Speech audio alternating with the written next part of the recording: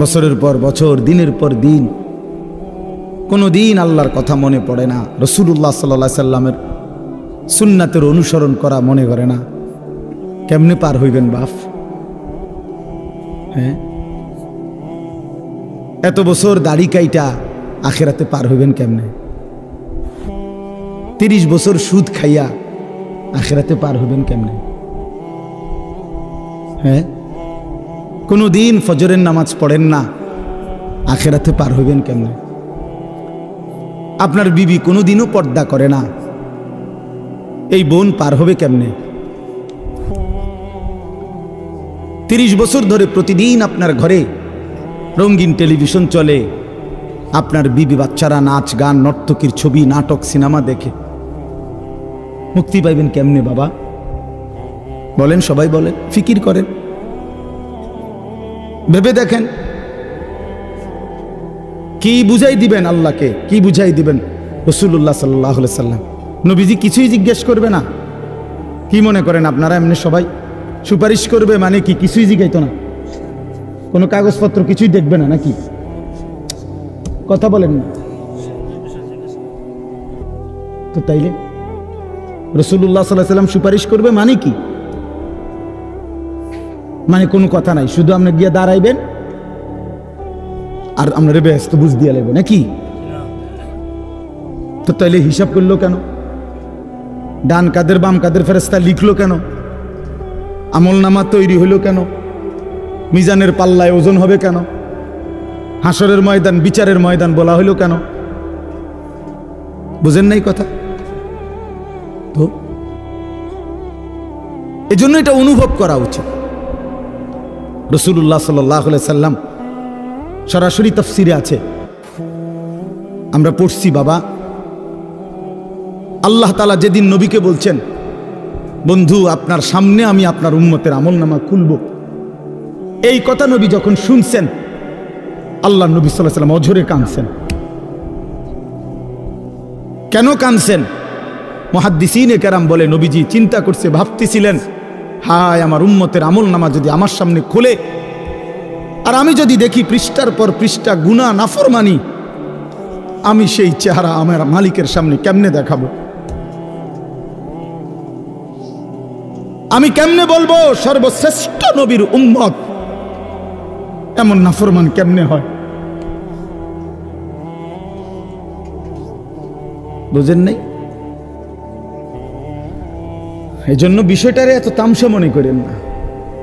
রাসূলুল্লাহ সাল্লাল্লাহু আলাইহি সাল্লামের ভালোবাসা আপনি জায়গা থেকে আপনি বুঝে নিয়েন। আপনি যেই তরিকাতে আছেন, আপনি তরিকা লইয়া আমার টানাটানি নাই, আপনার পিসাব লইয়া আমার টানাটানি নাই, আপনার দরবারে নিয়ে আমার টানাটানি নাই। আপনার যেমনে হোক, আমি আপনি সবাই মিলে চলেন, ফিকির করি কেমনে আখিরাতের মুক্তি মিলবে।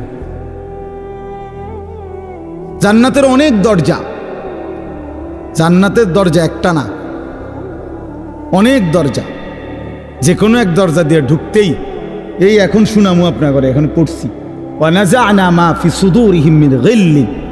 আল্লাহ বলেন, আমার যতগুলো বান্দাকে আমি জান্নাত দেব, ঢুকবার আগেই আমি তাদের কলিজা থেকে চিরদিনের জন্য হিংসা, বিদ্বেষ, রাগ, ক্ষোভ, ক্রোধ সরাই দেব। ইখওয়ানান, সবাইরে ভাই ভাই বানায় দেব। আলা সুরুরিম মুতাকাবিলিন, সমস্ত জান্নাতি পরস্পর পরস্পরের মুখোমুখি হয়ে আনন্দ আর ফুর্তিতে মজে থাকবে। এই জন্য দোস্ত আমার, বন্ধু আমার, বাপ আমার, ফিকির চাই, ফিকির চাই। এ কথা দিল দিয়ে বুঝতে হবে। হাসলেও মরে যাবেন, কাঁদলেও মরে যাবেন। শরীর সুস্থ থাকলেও একদিন মৃত্যু হবে, রোগ শোকে পড়লেও মৃত্যু হবে। রাজপ্রাসাদ আর অট্টালিকাতে যে রাত কাটায় সেও মরে যাবে, কুড়ে ঘরে আর ফকির সেও একদিন কবরে চলে যাবে। নাকি বলেন? বলেন, সবাই বলেন। আমরা সবাই যেতে হবে কিনা বলেন? অতএব যেটা নিশ্চিত মৃত্যু, এটাকে ভুলে যাওয়া ঠিক না। আখিরাত নিশ্চিত, কুরআনুল কারীমের মধ্যে আল্লাহ বলছে ওয়াবিল আখিরাতি হুম ইউকিনুন। মুমিন তাকে বলে, মুত্তাকি তাকে বলে, জান্নাতি বান্দা তাকে বলে, মুসলমান তাকে বলে। আল্লাহ তাআলা বলে যে আখিরাতকে ইয়াকিনের সাথে বিশ্বাস করে। ভাষা ভাষা না, ধারণা না, আখিরাত তার ইয়াকিন। আগুনে লাগলে পুড়ে যায়, এটা আমাদের ধারণা না, ইয়াকিন। কথা বুঝেন নাই আমার? আগুনে পুড়ে যায়, আমরা সবাই ইয়াকিন বিশ্বাস করি। এটা পানিতে ডুবে যায়, এটা আমাদের ইয়াকিন, এটা ধারণা না।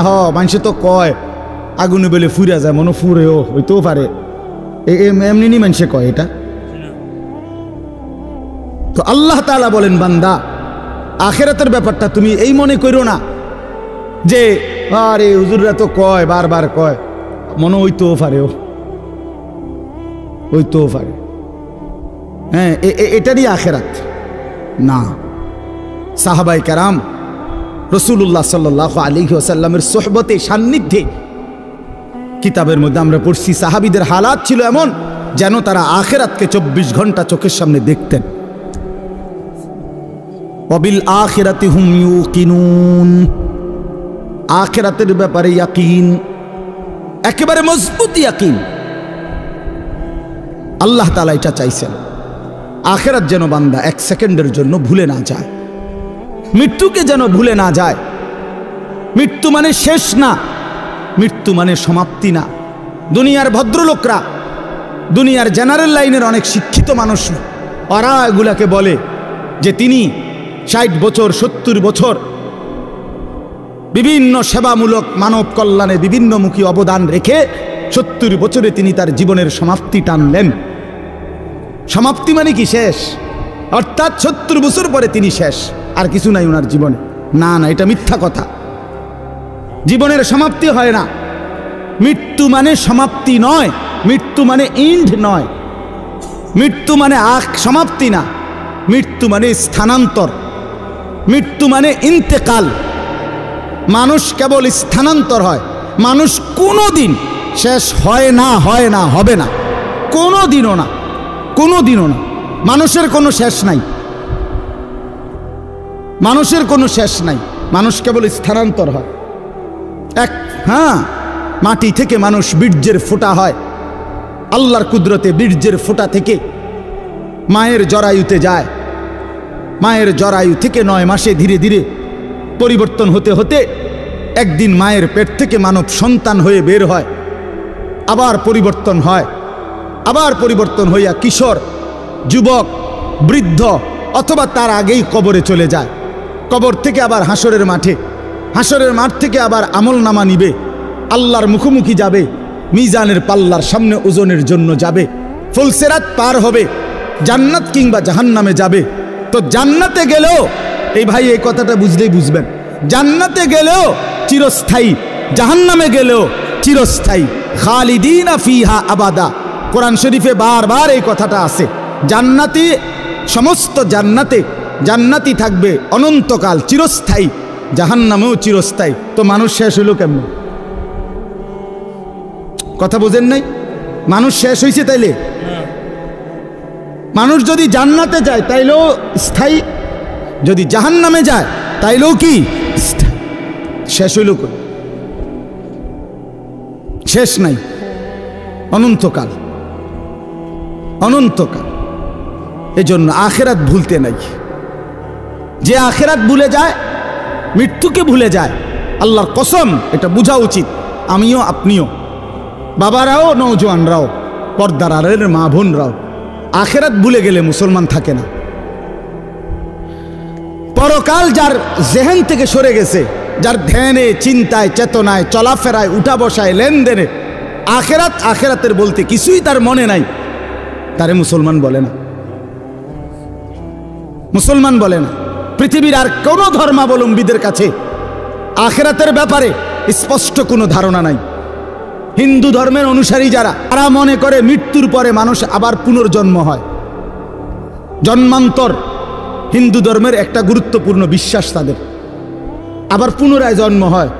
প্রথম জন্মে যদি সে ভালো কাজ করে, পরের জন্মে আপনার বড় তাদের উত্তম মানুষ তাদের ধর্মে যারা তাদের মতো হয়ে আসে। আর যদি প্রথম জন্মে মন্দ কাজ করে পরের জন্মে বিভিন্ন জীব জন্তু কীট পতঙ্গের মতো হইয়া জন্ম নেয়, এইটা তাদের বিশ্বাস। ইয়াহুদি ধর্ম যারা, ইয়াহুদি ওই যে ইসরায়েলের যে কুত্তারা মুসলমান মারে, ওই বেঈমানদের আকীদা হইল পরকালে যদি বিচার হয় তাইলে আমাদের সর্বোচ্চ 40 দিন আমরা মুসা আলাইহিস সালামের কথা শুনি নাই, এই জন্য হয়তো 40 দিনে হালকা কিছু ফিটা টিটা দিতে পারে, এর বেশি দিবে না কাউরে। 41 দিনের দিন সব স্বর্গে চলে যাবে। হ্যাঁ হ্যাঁ, এটা কোরআন শরীফে আছে এটা। এইভাবে খ্রিস্টানদের আকীদা হইল, এই যে সারা পৃথিবীর যত খ্রিস্টান ইউরোপের, তাদের কথা হইল আমরা পৃথিবীতে যত অপরাধই করি না কেন, আমাদের পরকালের সমস্ত অপরাধ মোচন করে আমাদেরকে স্বর্গে নিয়ে যাওয়ার জন্য আমাদের যেই ঈসা আল্লাহর পুত্র নাউজুবিল্লাহ, উনি রেডি হয়েছেন, উনি সমস্ত পাপ নিজের কাঁধে তুলে নিয়ে আমাদেরকে স্বর্গে দিয়ে দেবেন। পাগলের কি পরিমাণ মাথা খারাপ! আমার এক হুজুরে বলতেন, আরে প্রথম মাথা খারাপ হইলে কয় পাগল, এরপরে আবার মাথা খারাপ হইলে কি করবে হেরে, তখন বলবে আরে যে পাগলের মাথা খারাপ। প্রথম তো মাথা খারাপ হয়েছিল আর পাগল হয়েছে, এখন আবার কি হয়েছে? আগে তার সিট ছিল 3-4টা, অনসি পুরাডি ছিঁড়ে গেছে। এই ধরনের মাথা খারাপ এরা। তাইলে বিশ্বাস করেন ভাই, পৃথিবীর কারো কাছে কবর, হাসর, মিজান, আমলনামা, আল্লাহর মুখোমুখি দাঁড়ানো, মিজানের পাল্লায় ওজন হওয়া, ফুলসেরাত, জান্নাত জাহান্নাম, বিচার আচার হিসাব কিতাব, এগুলো নিয়ে স্বচ্ছ পবিত্র সঠিক বিশুদ্ধ ধারণা কারো কাছে নাই। একমাত্র আল্লাহর কোরআন, প্রিয় নবী সাল্লাল্লাহু আলাইহি ওয়াসাল্লামের হাদিস, এর মধ্যেই কবর, হাসর, আখিরাত, পরকালের সঠিক পূর্ণ বিবরণ আল্লাহ এবং তার রাসূল পেশ করেছেন। বলেন আলহামদুলিল্লাহ। আলহামদুলিল্লাহ। নবী সাল্লাল্লাহু আলাইহি সাল্লাম ভাঙ্গা ভাঙ্গা বলছে, আমরা হাদিসে পড়ছি নবীজি সাল্লাল্লাহু আলাইহি ওয়াসাল্লাম জানাজা পড়তে গেছে। হযরত বারা ইবনে আযিব থেকে বর্ণিত, তিনি বলেন যে আমরা নবীজির সাথে এক সাহাবীর জানাজা পড়তে গেছি। তো যেখানে জানাজা হবে ওইখানে গিয়া দেখলো, নবীজি দেখলেন এখনো কবর খোঁড়া শেষ হয় নাই। ওয়ালাম্মা ইয়ালহাদ, কবর খোঁড়া এখনো শেষ হয় নাই, তাহলে আরো সময় লাগবে 20-25 মিনিট, কথার কথা। তো এখন কবর খোঁড়া যদি শেষ না হয় তো জানাজা পড়বো কেমনে? কবর তো রেডি হয়েছে না এখন। তো নবীজি সাল্লাল্লাহু আলাইহি সাল্লাম সাথে সাথে ওইখানেই বসে গেছে।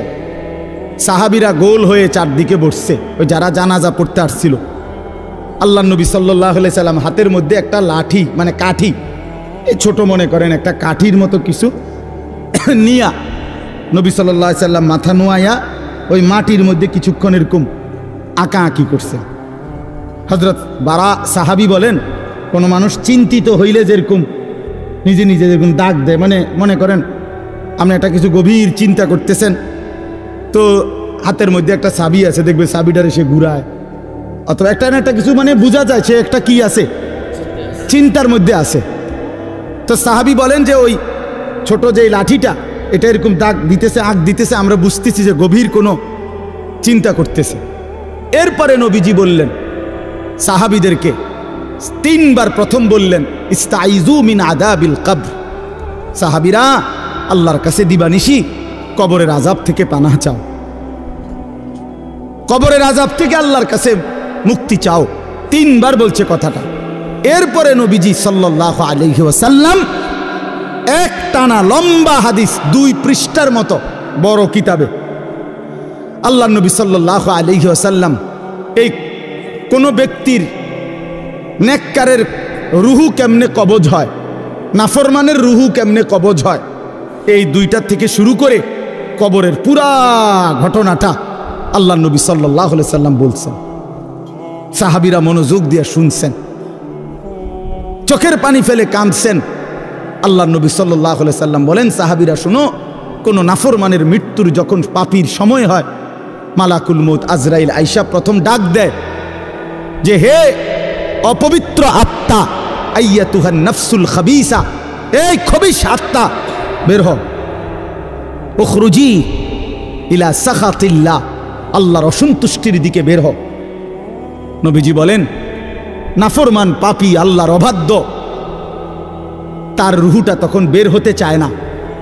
মালাকুল মউত আজরাইল কলিজাটার মধ্যে খপ করে ধইরা রুহুটা কলিজা থেকে টান দিয়া ছিঁড়া ফেলে। ছিঁড়ে ফেললেই রুহুটা তখন এই কণ্ঠনালীর কাছে, এখানে কণ্ঠনালীর যে শেষ জায়গা, এখানে এসে আটকায়া যায়। এই কলিজার থেকে ছিঁড়া এখানে যখন আটকায়, আল্লাহ নবী সাল্লাল্লাহু আলাইহি সাল্লাম বলেন আর বের হতে চায় না। আজরাইল তখন কোনো কিছুকে টাইনা হেসরাইয়া ছিঁড়া, টাইনা টুইনা হেসরাইয়া যেভাবে বের করে, মালাকুল মউত আজরাইল ওই নাফরমানের রুহুকে এইভাবে টাইনা হেসরাইয়া ছিঁড়া ফাইরা তারপরে বের করে, তারপরে বের করে। এজন্য দোস্ত আমার, বন্ধু আমার, রাসূলুল্লাহ সাল্লাল্লাহু আলাইহি ওয়াসাল্লাম বিস্তারিত একেবারে জান কবজ থেকে শুরু করে বর্ণনা দিচ্ছেন। কোরআন শরীফ আল্লাহ বারবার বলছেন ফালাউলা ইযা বালাগাতিল হুলকুম, রব্বুল আলামিন বলে কোন নাফরমানের রুহু যখন ছিঁড়ে গিয়ে কণ্ঠনালীতে এসে পৌঁছে, ওয়া আনতুম হিনা ইদিন তানজুরুন, তোমরা আশপাশের আত্মীয় স্বজন তখন তার দিকে তাকিয়ে থাকো, ওয়া নাহনু আকরাবু ইলাইহি মিনকুম ওয়ালাকিন লা তুবসিরুন, আমি আল্লাহ তো তখন সামনেই থাকি কিন্তু তোমরা দেখো না। বলেন না, আল্লাহ বলেন আমিও দেখি, তোমরাও তাকায়া দেখো। তার রুহুটা বের হতে চাচ্ছে না, কণ্ঠনালীর কাছে আইসা আটকায় গেছে। এরপর আল্লাহ বলেন ফালাউলা ইন কুনতুম গায়রা মাদিনিন, যদি তোমরা মনে করো কবর নাই, আখিরাত নাই, পরকাল বলতে কিছু নাই, তারজিউনাহা ইন কুনতুম সাদিকিন, যদি তোমাদের এই কথাটাই সত্য হয়, তাইলে এই নাফরমানের রুহুটা তার কণ্ঠনালীর থেকে টেনে তার কলজার মধ্যে ফিরাইয়া দাও, ফিরিয়ে দাও। দেখো না পারো কিনা।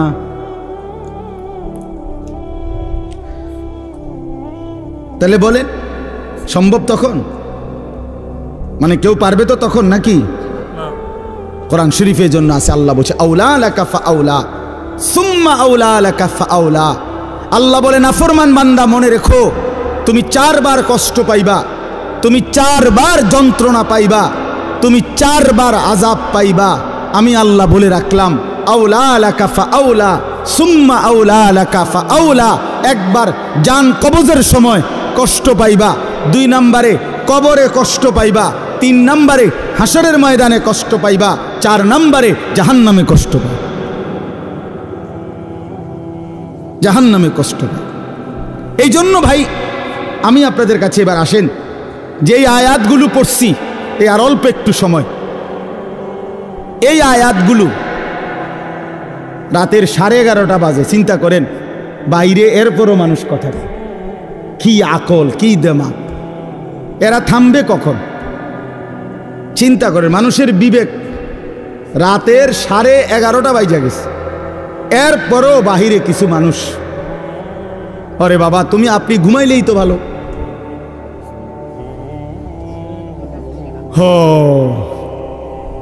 কোনো কথাই মানে আল্লাহর কথা কানের ধার দিয়েও যায় না। দুর্ভাগ্য, দুর্ভাগ্য। চলেন তো আমি বলতেছি, আখেরাতকে যদি কেউ ভুলে যায়, আর অল্প একটু আমার কথাটা শুনেন, আখেরাতকে কেউ ভুলে গেলে, যুবক ভাই তোমরাও শোনো ভাই, আখেরাতকে ভুলে গেলে সে আর মুসলমান থাকে না। মানুষ আখেরাতকে ভুলে গেলে মানুষ জানোয়ার হয়। দুনিয়ার কোনো আইন দিয়া, আরো কোনো আইন না, আরো পুলিশ, র্যাব, বিজিবি না, এর উর্ফে আরো 10টা বাহিনীও যদি পৃথিবীতে চালু করে, মানুষের থেকে মন্দ অভ্যাস, মানুষের গুনাহের প্রবণতা, মানুষের অপরাধের মানসিকতা কমবে না। মানুষ সুযোগ খুঁজে, দুনিয়ার এই আইন প্রশাসনের কাছ থেকে মানুষ ফাঁকফুক খুঁজে, আর কি কৌশল বাইর করে, কোনো না কোনো কৌশলে পুলিশরে ফাঁকি দেয়, র্যাবকে ফাঁকি দেয়, বিজিবি ফাঁকি দেয়, মেম্বাররে ফাঁকি দেয়, চেয়ারম্যানরে ফাঁকি দেয়, বাবাকে ফাঁকি দেয়, মাকে ফাঁকি দেয়, কাউকে না কাউকে ফাঁকি দিয়া কোনো না কোনো বুদ্ধি বাহির কইরা সে অপরাধ করে। কিন্তু যার কলিজার ভিতরে আল্লাহর সামনে দাঁড়াইবার অনুভূতি, আখেরাত, পরকাল, নিজের বিচার, নিজের হিসাব, যে এ কথা দিল দিয়া বুঝে যে আমার 1 সেকেন্ড আল্লাহর আড়ালে না, আমার প্রতি নিঃশ্বাসের হিসাব দিতে হবে, প্রতি সেকেন্ডের হিসাব দিতে হবে, আল্লাহর কসম এই আখেরাতের বিশ্বাস যার কলিজায় যতটা মজবুত হয়ে বসে তো ততটাই তার অপরাধ কমে যায়, আল্লাহর বন্দেগী বেড়ে যায়। আপনি যদি বলেন আমি হুজুরের মধ্যে, আপনি যদি বলেন হুজুর আমনের মধ্যেও অনেক গুনাহ আছে, আপনারাও হুজুরদের মধ্যে বহুত কি আছে, পাপ আছে, আমরা জানি, হে তো আমিও কই জানি, তো বুঝতে হবে আমার মধ্যে আখেরাতের ঘাটতি আছে, আপনার মধ্যে যেমন ঘাটতি। কথা বুঝছেন কি না বলে? আমি কোনো বেহেশতের থেকে আইছি না, আমি আইছি সাবের বাজারের থেকে। বুঝছেননি আমার কথাটা? আমি এখন কি বেহেশতের থেকে আইছি? কে? আমি আইছি ক্যান্টনমেন্ট থেকে। তো আমি তো বেহেশতের থেকে আসি নাই, আমাকে হিসাবের জন্য যাইতে হবে। আপনি যেমন দাঁড়াবেন আমিও দাঁড়াবো, আপনাকে যেমন হিসাব দিতে হবে আমাকেও দিতে হবে। এই জন্য আখেরাত ভুলে গেলে এক মানুষের অপরাধ বেড়ে যায়, এক মানুষের বন্দিগি ছুটে যায়। কেন নামাজ পড়ে না? আখেরাত মনে নাই। কেন চুরি করে, জিনা করে, ব্যভিচার করে, মদ খায়, জুয়া খেলে? কেন সারা রাত যুবক সারা রাত উলঙ্গ ছবি দেখে, নর্তকীর নাচ দেখে, জিনা ব্যভিচারের দৃশ্য দেখে? মুসলমানের বাচ্চা হইয়া কোনোদিন খোদার 365 দিনের একটা বছরে কোনোদিন ফজরের নামাজ পড়ে না। মুসলমানের বাচ্চা এত বড় জানোয়ার কেন হইল? মুসলমানের ঘরে জন্ম নিয়া এত বড় হাইওয়ান কেমনে হইল? এক মহিলা 30 বছর ধরে বেপর্দা, মুসলমান হওয়ার পরও কেমনে হইল? একজন মুসলমান হওয়ার পরে 30টা বছর ধরে সে কেমনে সুদ খায়, কিস্তি নেয়, এত মিথ্যা কথা, এত গালিগালাজ কেমনে করে? 60টা বছর হইয়া গেছে, বুড়া মিয়া এখনো বিড়ি খায় কেমনে? 60 বছর বয়স, এখনো সাদওয়ানে বৈশা টেলিভিশনে নর্তকীর নাচ দেখে কেমনে? কারণ আখেরাত ভুলে গেছে। কি ভুলে গেছে বলেন না কেন? অথবা আখেরাত মনে আছে, তবে আখেরাতকে সামান্য কিছু মনে করছে। এই মনে ঘন্টা 2-1 একটা বিষয়, হয়তো 2টা থাপড় চটকনা দিয়া, বুঝেন না কথা, 2-1টা থাপ্পড় টাপ্পড় দিয়া মনে কি করে দিব, ছেড়ে দিব। অথচ বিষয়টা তো এমন না। আল্লাহ তাআলা কোরআনে বলছে হাসরের ময়দানের একদিন, এক এক দিন, প্রতিদিন এক এক দিন 50,000 বছর। কোরআন শরীফের আয়াত, এটা কোনো হুজুরের ব্যাখ্যা না, ডাইরেক্ট কোরআনের আয়াত।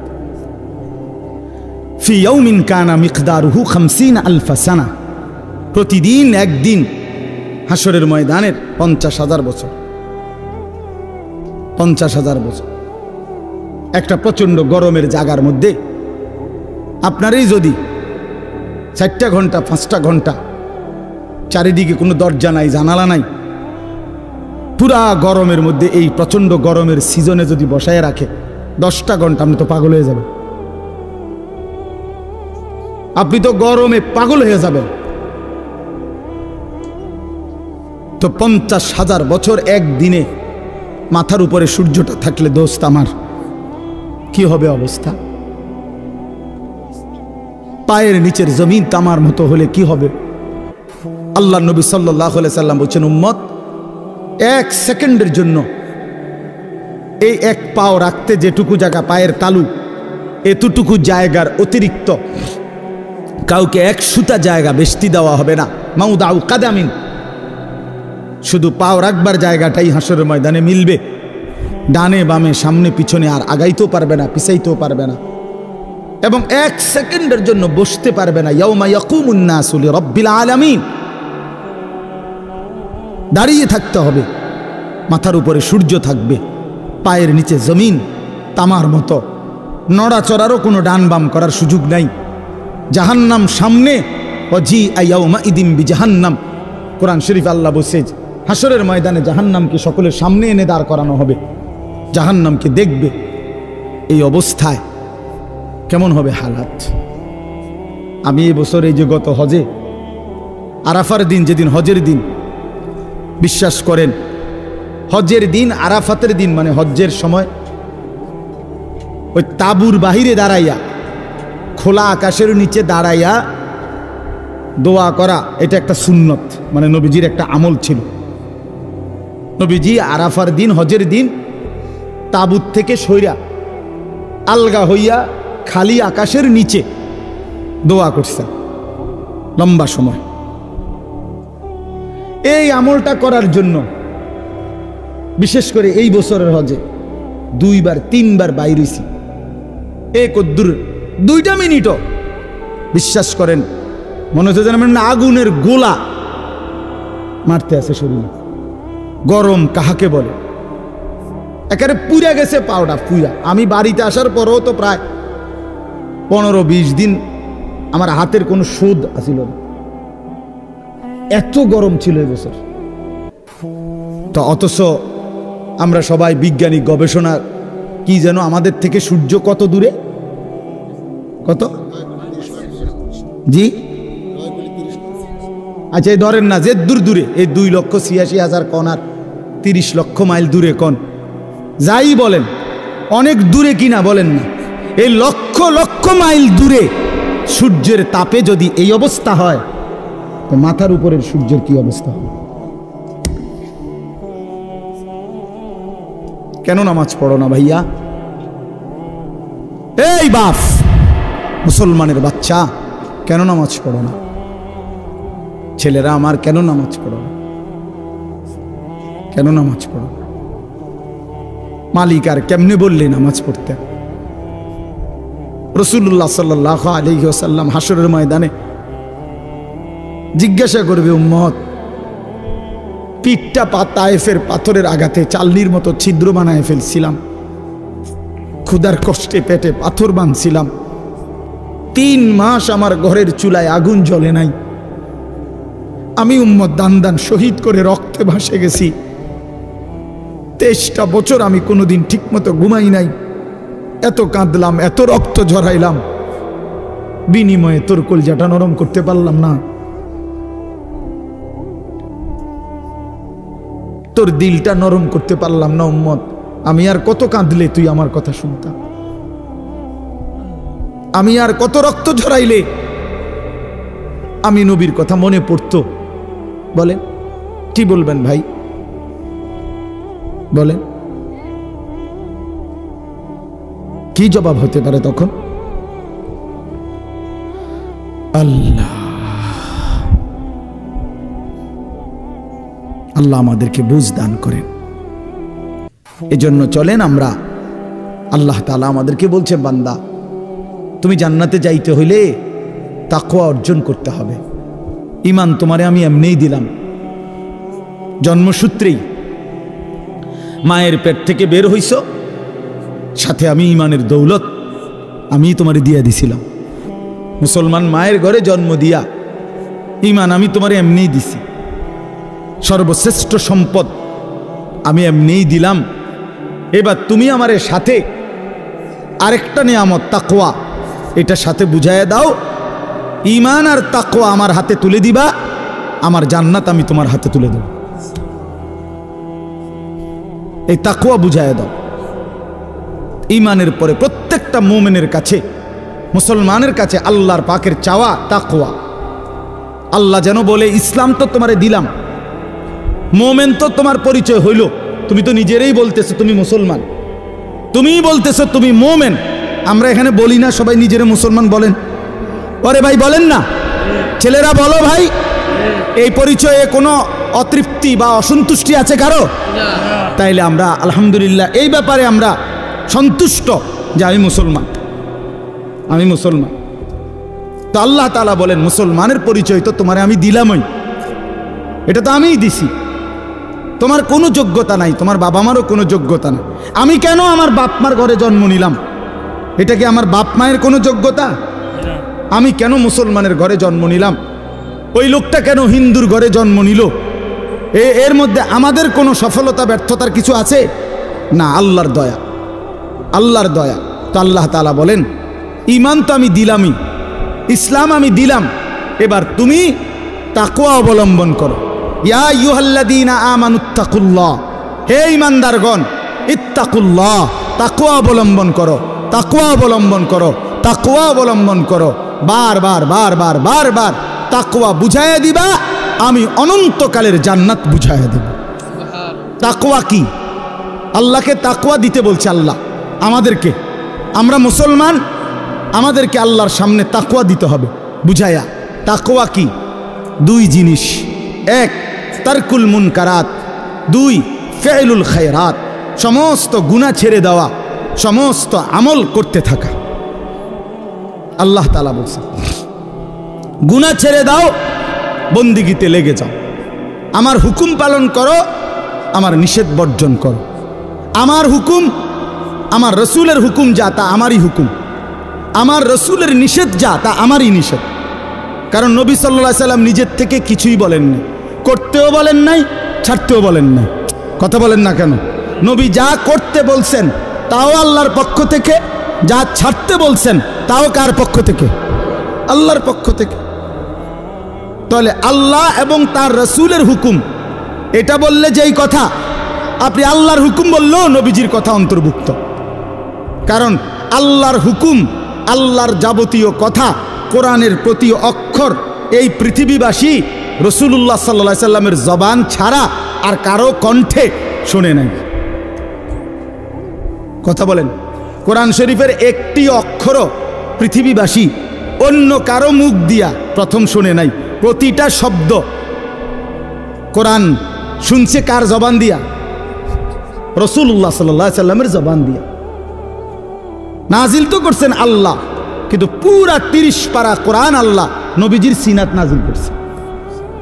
এরপরে বলছেন আমনে কোন, আমনে কোন, তো নবীজি শুনাইছেন। এজন্য আল্লাহ তাআলা বলেন বান্দার গুনাহ ছেড়ে দাও, নেক আমলে লেগে যাও। তাহলে তাকওয়া বলে গুনাহ বর্জন কর। বাফ কষ্ট হইতেছে আমি জানি, রাত হয়ে গেছে, আমি শেষ করতে চাচ্ছি। আমি আপনাদেরকে বুঝাই, আবারও বলি, মনে কষ্ট নিয়েন না।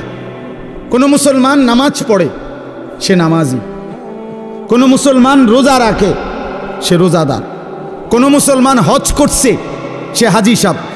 এগুলো ঠিক আছে, কিন্তু কোনো মুসলমান দিনদার, কোনো মুসলমান ফরহেজগার, কোনো মুসলমান আল্লাহওয়ালা, এইটা বলতে হইলে শুধু নামাজ, শুধু রোজা, শুধু যাকাত, শুধু জিকির যথেষ্ট নয়, বরং পুরা দিন মানা জরুরি। প্রতিটা হালাল আপনাকেই মানতে হবে, প্রতিটা হারাম আপনাকেই ছাড়তে হবে, আমারও ছাড়তে হবে, আমারও ছাড়তে হবে। সমস্ত ইবাদাত করতে হবে। জিকির তো আপনি খুব করেন, মাশাআল্লাহ, অনেক নেকি, কিন্তু আপনার উপরে যে হজ ফরজ। রোজা তো আপনি মাশাআল্লাহ খুব রাখেন, কিন্তু আপনার উপরে যে যাকাত ফরজ, সেটা কই? সেটা কই? আপনি নামাজ রোজা তো মাশাআল্লাহ খুব করেন, কিন্তু আপনার বউ বাচ্চার যে তাদেরকে নামাজ পড়তে বলা, তাদেরকে আল্লাহর ইবাদতের উপরে উঠাবার চেষ্টা করা, এটাও যে আপনার উপরে ফরজ দায়িত্ব, সেটা কই? আমনি দি ফুলারে কিছু কর না। তে আমনের ঘরে 16 বছরের এত বড় ডাকাত কোনোদিন নামাজ পড়ে না, একদিনও ফজরের নামাজ পড়ে না। আপনি এই ঘরে ঘুমান, আমনের ফুলাও এই ঘরে ঘুমায়। এত বড় জানোয়ার আমনের ঘরে ঘুমায় কেন? হ্যাঁ, এত বড় হাইওয়ান, এত বড় চতুষ্পদ জন্তু মুসলমানের ঘরে ঘুমায় কেন? এই নাফরমান কতদিন পরে নামাজ পড়বে বলেন? আপনার বিবি কত বছর পরে পর্দা করবে? আপনি যদি বলেন আমি কইছি তো, শোনে না। কয়বার কইছেন? 950 বছর। তো নূহ আলাইহিস সালাম তো 950 বছর বলছে। আপনি যদি কইছেন সর্বোচ্চ 10 বার, 50 বার, আর মনে করেন আপনি 50,000 বারে কইছেন, তো 50,000 বার বলার পরে অথবা 3 বছর বলছেন অথবা 10 বছর বলছেন, তো 10 বছর পরে আর বলতে হবে না। এই ছুটি আপনারে কে দিল? আমার কথাটা বুঝছেন? আমি যে হুজুর বিশ্বাস করেন, আমি তারে বলতে বলতে মনে 50,000 বার কইছি, তো আচ্ছা তো ঠিক আছে, আমি ধরে নিলাম, বিশ্বাসও করলাম। তো 50,000 বার বলার পরে ছুটি, এই কথা আপনারে কে অনুমতি দিল? আছে এমন কোনো অনুমতি নাই। এই জন্য বাবাদেরকে বলি, সন্তানের, স্ত্রীর, ঘরের মানুষ যারা আপনার ছেলে মেয়ে বউ বাচ্চা, এদের ঈমানের ফিকির, আখিরাতের ফিকির, নামাজের ফিকির, ইবাদতের ফিকির, আল্লাহর কসম এটা হলো আপনার প্রথম প্রধান মূল দায়িত্ব। ভাত মাছ চাল ডাল, ঘর সংসার ফার্নিচার, বিদেশ কিংবা দেশ, চাকরি কিংবা ব্যবসা, দোকান কিংবা ভিট, ক্ষেত কিংবা খামার, এগুলোর ব্যবস্থা পারলে করলেন, না পারলে যদি না করতে পারেন, আল্লাহর কসম আখিরাতে কোনো জবাব দিতে হবে না। আপনার ছেলে মেয়ের জন্য যদি আপনি বিল্ডিং করে দিতে না পারেন, খাট বানায় দিতে না পারেন, তারে যদি আপনি বিদেশ না পাঠাইতে পারেন, এর জন্য হাসরে আপনি আটকাবেন না। কিন্তু তারে কেন নামাজ পড়তে বললেন না, সেজদা দিতে বললেন না, পর্দা করতে বললেন না, তারে কেন গুনাহ ছাড়াইতে চেষ্টা করলেন না, তারে কেন টেলিভিশন, মোবাইল, নাটক, সিনেমার থেকে বাঁচাইতে চেষ্টা করলেন না, এই জন্য আপনি আল্লাহর কাছে জবাবদিহি করতে হবে। এই আমরা আমাদের চেষ্টা করলাম আপনার ঘরে বুঝায় করার জন্য। তো আল্লাহ তাআলা বলেন, বান্দা তাকওয়া বুঝায় দাও, আমার জান্নাত বুঝে নাও। গুনাহ ছেড়ে দিলে বলে হুজুর আমি সব পারমু কিনা, আপনি সব পারবেন কিনা, সব বলতে আপনি কয়টা বুঝছেন? আপনি জানেননি মোট শরীয়তের বিধান, বলে যে শরীয়তের বিধান হইল করণীয় হইল মোট 30টা, বর্জনীয় হইল মোট 28টা। এরকম আপনি শুরু না করবেন, আপনি শুরু করবেন, আপনি যাবেন আল্লাহর হুকুম মানার জন্য, আপনি আগাবেন 1 কদম, রব্বে করিম রহমত নিয়ে আসবেন 100 কদম। আল্লাহ বলছে বান্দা তুমি আইসো 1 বিগত, আমি আসবো 1 হাত।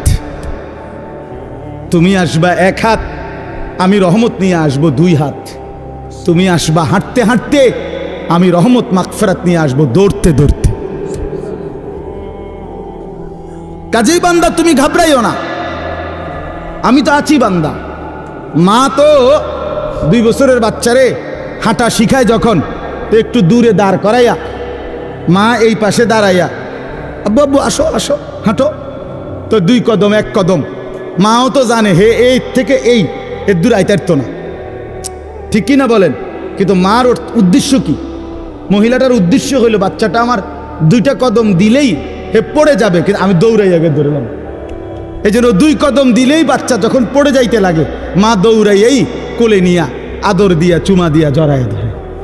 তা রব্বুল আলামিন বলে বান্দা তো আমার দুর্বলী, বান্দা তো আমার পুরো হক আদায় করতে পারবে না, কিন্তু আমার বান্দা আগায় আসলে, আমি তার দিল দেখলে, আন্তরিকতা দেখলে, গুনাহ ছেড়ে দিলে, আমি আল্লাহ লক্ষ কোটি গুণ রহমত নিয়ে তার কাছে আগায় আসব। আল্লাহ তাআলা বলছে বান্দা তুমি রাতে আসলে আমি রাতে আসব, তুমি দিনে আসলে আমি দিনে আসব। তুমি পুরা পৃথিবীর সমস্ত বালুকণা পরিমাণ গুনাহ নিয়ে আসলে, আমার কাছে মাফ চাইলে, চোখের পানি ফেললে, আমি আল্লাহ তাআলা সমপরিমাণ মাগফিরাত নিয়ে তোমার কাছে আসব। হাদিস এটা। এই জন্য আমরা প্রত্যেকেই চেষ্টা করি। আমার দ্বারা হইতো না এ কথা মুসলমান বলতে পারে না, মুমিন এ কথা বললে হবে না রে বাপ। আপনি পারবেন, আপনি পারবেন। নেক আমল, আল্লাহর হুকুম পালন করার নিজেরও চেষ্টা করেন, বউ বাচ্চার জন্য চেষ্টা করেন। আর যুবক ছেলে তোমরা ভাই নিজেরে নিজে নষ্ট করো না। এই রাত গভীরে এই বন্ধু আমি বললাম, ভাই আমার, তোমার যৌবনের শক্তি দুনিয়ার মধ্যেই নষ্ট করে দেয়, আখিরাতের বরবাদি তো আছেই, দুনিয়ারও শক্তি, সামর্থ্য, যৌবন, যৌন শক্তি নষ্ট করে দেয়। এজন্য দুনিয়াও কষ্ট হবে, আখিরাতও কষ্ট হবে। তুমি ব্যক্তিগতভাবে না জানলেও আমি জানি, হাজারো শত শত যুবকের সাথে আমার ব্যক্তিগত সম্পর্ক আছে, ব্যক্তিগত মহব্বত আছে আমার সাথে। এরকম অসংখ্য যুবকের চোখের পানি এই এতগুলো মানুষের সামনে আল্লাহর কসম আমি দেখছি। তুমি জানো না, নষ্ট নারী, নষ্ট ছবি দেখতে দেখতে নিজের শরীর সক্ষমতা কি পরিমাণ নষ্ট করে ফেলছে। নিজের হাত নিজের নাফরমানি গুনার মধ্যে ব্যবহার করে কি পরিমাণ বরবাদ করে দিছে। সারা রাত নিজের জীবন কি পরিমাণ শেষ করে দিছে। এখন একাকী নিভৃতে কাঁদে, মা জানে না, বাবা জানে না, পৃথিবীর কেউ জানে না, দুঃখে দুঃখে কাঁদে। আমি এমন শত শত যুবক আমাদের সাথে তো কথা বলে, কাঁদে, দোয়া চায়, কি করব বলে। তোমার কাছে তো কইতো না, তোমার কাছে বলবে কেন? আল্লাহ আমাদেরকে মাফ করে দেন। এই জন্য আমি অনেক ছেলে দেখা বললাম, দয়া করে নিজের আখলাক, নিজের চরিত্র নষ্ট করলে মানুষ আর মানুষ থাকে না। তো আল্লাহ তাআলা বলেন, এবার এই তর্জমাগুলো শুনেন, তাইলেই কথা শেষ। আল্লাহ তাআলা আমাদের কাছে তাকওয়া চায়। আল্লাহ বলে, আমারে মুত্তাকি পরিচয় দিয়া বুঝায় দাও তুমি মুত্তাকি, মানে তুমি গুনাহ ছেড়ে দিয়েছ, নেক আমল অভ্যস্ত ছিলা। আল্লাহ বলেন, এমন হলেই তুমি মুত্তাকি। ইন্নাল মুত্তাকিনা ফি জান্নাতি ওয়া উয়ুন, নিশ্চয়ই আমি আমার মুত্তাকি বান্দাদেরকে আমার অগণিত জান্নাতের মধ্যেই থাকতে দেব। ওয়া উয়ুন, এবং ঝর্ণা ধারা বেষ্টিত, নহর দ্বারা বেষ্টিত আমি আল্লাহ তাআলা জান্নাতেই তাদেরকে রাখতে দেব। সুবহানাল্লাহ। শর্ত হইল গুনাহমুক্ত জীবন, আল্লাহর বন্দিগিওয়ালা জীবন দেখাইতে হবে। জান্নাতে আল্লাহ বলেন, ফি জান্নাত, আমার অগণিত জান্নাতে থাকবা। অয়ুন, ঝর্ণা ধারা বেষ্টিত জান্নাত। এটা একটা সুন্দর কথা, মানে জান্নাতের মধ্যে 24 ঘন্টা আল্লাহ তাআলা জান্নাতি বান্দার জন্য 4টা নহর চালু রাখবেন। একটা হলো দুধের নহর, পানির নহর, মধুর নহর, মদের নহর। দুধের নদী, পানির নদী, মধুর নদী, মদের নদী। দুনিয়ার মদ না, জান্নাতের মদ। এই 4টা 24 ঘন্টা থাকবে। থাকবে যে বিষয়টা এমন না যে মনে করেন এখানে 4টা ড্রামের মধ্যে বা 4টা টাঙ্কির মধ্যে এই 4 ধরনের দুধ, মধু, মদ, পানি আছে। তো আমগরে বলে দিছে যে আমি তোমাদের উপরে সন্তুষ্ট, তোমাদের যখনই মন চায় এখান থেকে দুধ, মধু, মদ, পানি যেটা মন চায় এটা খাইবা। মনে করেন জান্নাতে বলল, তো এইটা অর্থ না। এটা যদি হয় তাহলে তো একটা সমস্যা আছে এখানে। ও যে পিছনের যে বেটা, তারা এখান থেকে মধু নিতে হইলে, দুধ নিতে হইলে তো হেন থেকে হাইটটা আইতে হইবেন, এনে আইতে হবে না আইটটা, তো এত দূর হাইটতে একবার কষ্ট হবে। তো জান্নাতি বান্দা বলবে, আল্লাহ আপনি আমারে এত দূর হাঁটাইলেন, তো আর আমার জান্নাত কি দিলেন? আমরা তো আমার কষ্টই দিলেন কদ্দূর। সুবহানাল্লাহ। তাফসীরের মধ্যে জন্য লিখছে, জান্নাতি বান্দা যখন জান্নাতে যেখানেই থাকবে, দাঁড়ানো, বসা, শোয়া, হাঁটতে থাকুক, ডান দিকে থাকুক, বাম দিকে থাকুক, সামনে থাকুক, পিছনে থাকুক, যেখানেই থাকুক, 24 ঘন্টা তার পাশে এই 4টা নহর, নদী, ঝর্ণা বইতে থাকবে। তুমি হাঁটতে যাইতে হবে না এক কদম, তোমার লগেই থাকবে একসাথে। এইটারে কয় উয়ুন জান্নাতিন তাজরি মিন তাহতিহাল আনহার। এইটার অর্থ এটা। সারাক্ষণ সারাক্ষণ আল্লাহ আমাদেরকে তৌফিক দান করেন। মালিক তো জান্নাত বান্দাদের জন্যই বানাইছে, মুসলমানদের জন্যই বানাইছে। তো আমরা তো মুসলমান, আমরা আল্লাহর কাছে জান্নাত চাইতে পারি না? কথা বলেন না, চাইতে পারি আমরা? আলহামদুলিল্লাহ। এরপরে আল্লাহ তাআলা বলেন, উদখুলুহা বিসালামিন আমিনিন। আল্লাহর ফেরেশতারা বলবে, হে আল্লাহর বান্দা, চির শান্তি এবং চির নিরাপত্তার সাথে জান্নাতে ঢোকো। আর কোনো দিন অশান্তি মিলবে না, আর কোনো দিন বিপদ মুসিবত আসবে না। চিরদিনের জন্য শান্তি, চিরদিনের জন্য নিরাপদ জায়গায় ঢোকো। 3 নাম্বার আল্লাহ বলেন ওই যেটা বলে ফেলছি, ওয়া নাযা'না মা ফি সুদুরিহিম মিন গিল্লিন, আমি আল্লাহ তাআলা প্রতিটা জান্নাতি বান্দা জান্নাতে ঢুকবার আগেই তার দিল থেকে হিংসা, বিদ্বেষ, রাগ, ক্রোধ এগুলা খুলে ফেলে দেব। ইখওয়ানান আলা সুরুরিম মুতাকাবিলিন, পরস্পর জান্নাতি বান্দা ভাই ভাই হবে।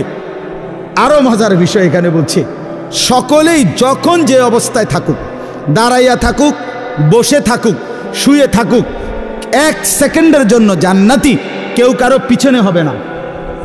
বুঝছেন না? এই ভাই তো আপনার পিছনে, মনে করেন জান্নাতে আছে কিন্তু ওটা পিছনে পড়ে গেছে, আপনারা পিছনে ওনারা সামনে, হোক না যা, মনে করেন পুরোটাই এসি ঠিক আছে কিন্তু আপনি তো পিছনে। তো আল্লাহ তাআলা বলছে এমন হবে না। আপনারা এখন পিছনে পিছনে না, একজনের পিছনে একজন, তো মনে করেন এটা পুরোটাই জান্নাত কিন্তু আবার তো ফিসে পড়ে গেছে। সে যদি আবার কয় আচ্ছা জান্নাতে আছি ঠিক আছে কিন্তু আমি তো পিছনে, বুঝেন নাই কথা? তো আল্লাহ তাআলা বলেন আলা সুরুরিম মুতাকাবিলিন, না বান্দা এমন হবে না, বরং যখন দাঁড়িয়ে থাকো আর বসে থাকো আর শুয়ে থাকো পিছনে কোনোদিন হবে না। 24 ঘন্টা মুতাকাবিলিন, জান্নাতি বান্দা পরস্পর মুখোমুখি থাকবে। যদি বলেন এটা কিভাবে সম্ভব, তো ওইখানে গেলেই তো আমরা দেখব কেমন সম্ভব। সে সময় আপনি আমারে বুঝাই কইবেন এভাবে, আমিও আপনার বুঝাই কম এই যে এইভাবে যেমন হয়েছে।